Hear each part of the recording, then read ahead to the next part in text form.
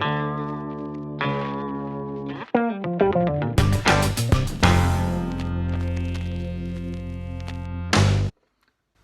my name is Nikoletta and I'm a researcher at the University of St Andrews. I'm here to answer your questions about Greek myth and women in the ancient world. Over the past week, we've received loads of amazing questions, and unfortunately I'm not able to answer them all. But here are the answers to my top 3 questions. Liam asked if Amazons were a real group of people or just a story.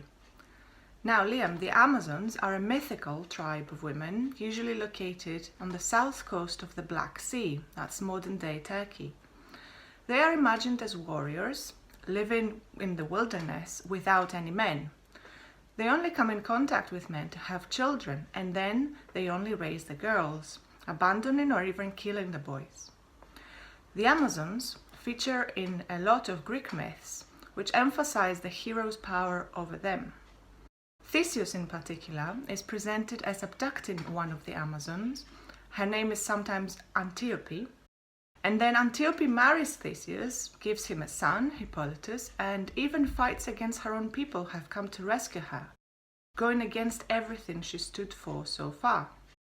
Antiope dies in battle and the Amazons are defeated. So this myth is making a point about proper, civilized behavior, at least from the Greek perspective. Such ideas are not limited to text, but also conveyed through material culture. There are images of the Amazons on vases since the 6th century BC. So here's an amphora, that's a vase with 2 handles for holding wine, and from around 500 BC. It depicts Hercules as he kills the Amazon Hippolyta to steal her belt, and that was his 9th labor. From the early 5th century, Amazons also appear on temple decorations. As the Greeks begin to engage in wars with the Persians, the Athenians' mythical defeat of the Amazons acts as a symbol for the Greek superiority of their historical eastern enemies. This is why the Amazons also feature in the decoration of the Parthenon in Athens, the monument that was built to celebrate the victory over the Persians. Now, it is possible that the stories about the Amazons have a kernel of truth in them. There is archaeological evidence of women riding horses and fighting in war alongside men from Scythia, which is the area north of the Black Sea, modern-day Ukraine and Russia. So the myths about the Amazons could have begun life as overblown tales of encounters with these very different women. Susan asked, how much of what we know about Cleopatra is true?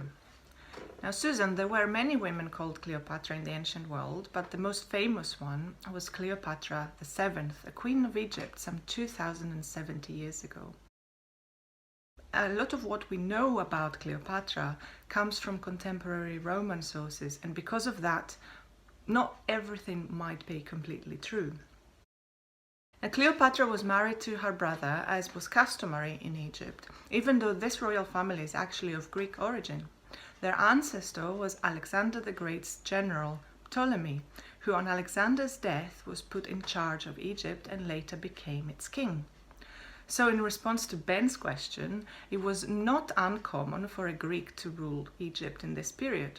In fact, the dynasty of the Ptolemies, based in the city of Alexandria, ruled for 300 years, from 305 to 30 BC.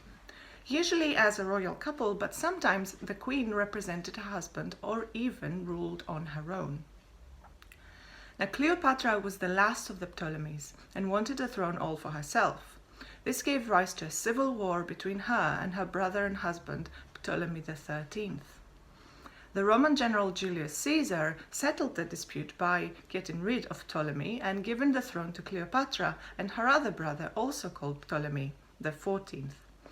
Now, Caesar and Cleopatra also had an affair and a son, Caesarion, who ruled together with Cleopatra after Caesar was assassinated in 44 BC. Then it was Mark Antony's turn to fall for Cleopatra. He too had children with her and used her army and fleet to fight his own civil war with Octavian, the later Emperor Augustus. Antony and Cleopatra suffered a defeat at the Battle of Actium and then both committed suicide in Alexandria when Octavian took over the city in 30 BC. Now, Cleopatra was intelligent, politically shrewd, well-versed in languages and cultures.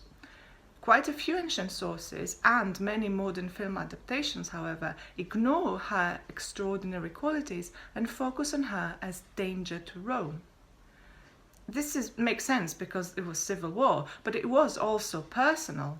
Not only was Antony married to his third wife, Fulvia, when he got together with Cleopatra, but he walked out of his fourth wife, Octavian's sister Octavia, to be with his Egyptian queen.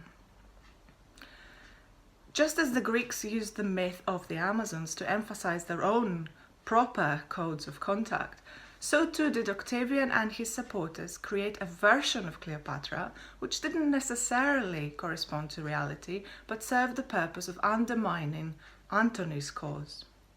Antony had to be seen as an enemy of the state, so Cleopatra's power over him was exaggerated.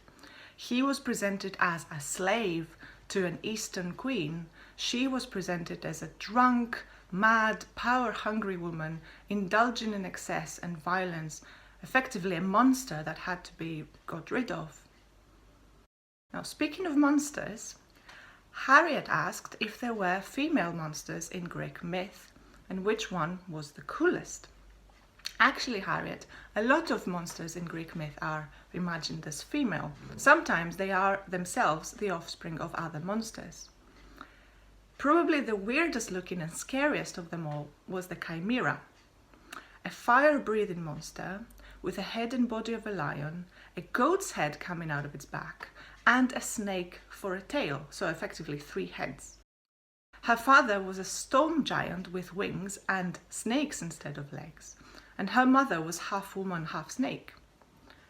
The Chimera herself has a monstrous daughter, the Sphinx, with a head of a woman, body of a lion, wings of an eagle, and sometimes the tail of a snake too. Pretty gruesome stuff. Sometimes, however, these monsters began life as actual women.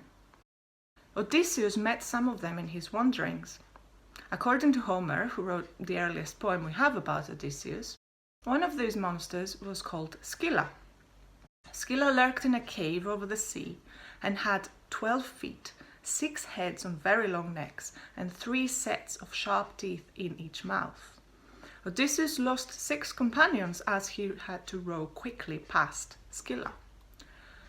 According to later versions, however, Scylla was originally a very beautiful young woman. The sea god Glaucus fell in love with her and went to the witch Circe to ask for help to woo her. Circe herself, however, was in love with Glaucus and poisoned the waters Scylla was bathing in order to get rid of her. Scylla went into the sea and was still a woman from the waist up, but her legs disappeared to give way to barking dogs. Now, before Scylla, Odysseus also met the Sirens, who lured sailors to their death with their magical song. Odysseus told his companions to stuff their ears with wax and tie him to the mast of his ship so he could hear the song of the Sirens as they rowed past without danger. According to one story, the Sirens were originally the friends of Persephone, and they were picking flowers with her when Hades suddenly appeared and abducted her. The Sirens failed to look for their friend, and her mother, Demeter, changed them into monsters. Their human heads remained, but the rest of their body was that of a bird. But, according to another version, they were partly transformed into birds precisely because they did not want to stop looking for Persephone. When they got to the coast, they prayed to be given birds' wings so they could continue their search over the sea. I do prefer this version, actually. It speaks to the power of female friendship, and that, together with a magical song, makes the Sirens pretty cool. Unfortunately, they have a sad end in most versions. When they fail to make the sailors stop and stay them forever, they fall to their deaths. But their legacy lived on in antiquity. The city of Naples was named Parthenope after one of the sirens. And in English, the word for a device producing a piercing sound, usually for warning, is now called a siren. So I hope you all enjoyed these answers. Thanks for watching. Goodbye.